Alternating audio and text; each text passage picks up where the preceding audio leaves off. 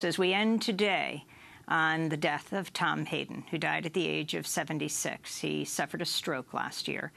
Tom Hayden spent decades shaping movements against war and for social justice. He was principal author of the Port Huron Statement, founding document for Students for a Democratic Society, SDS. Statement advocating for participatory democracy helped launch the student movement of the 60s. In '68, Hayden became one of the so-called Chicago Eight, was convicted of crossing state lines to start a riot when he helped organize protests against the Vietnam War outside the Democratic Convention. We're going to turn to a clip of Tom Hayden now.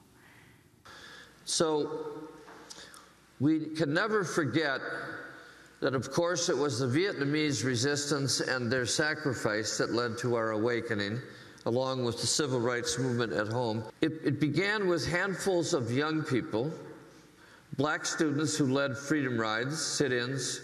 The Student Nonviolent Coordinating Committee was the first to resist the war. Julian Bond, who's sitting here, was rejected after being elected to the Georgia legislature. Muhammad Ali was stripped of his boxing titles. It also began with the Vietnam Day Committee in Berkeley, growing out of teach-ins, out of SDS that called the First March, the draft resistance. There had never been a peace movement like the one in 1965 that arose out of the civil rights movement and came just weeks after Selma. At least 29 would die at the hands of police while demonstrating for peace.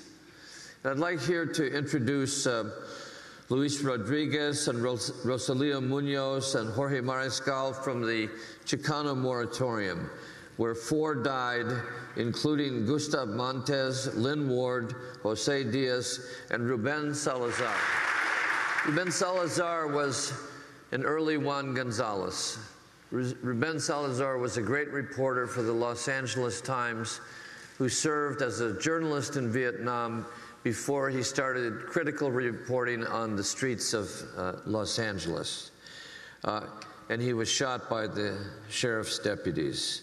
That is Tom Hayden remembering the people who came before him. And we will remember Tom Hayden tomorrow on Democracy Now!, who's died at the age of 76. To see his speeches and interviews, go to democracynow.org. I'm Amy Goodman. Thanks so much for joining us.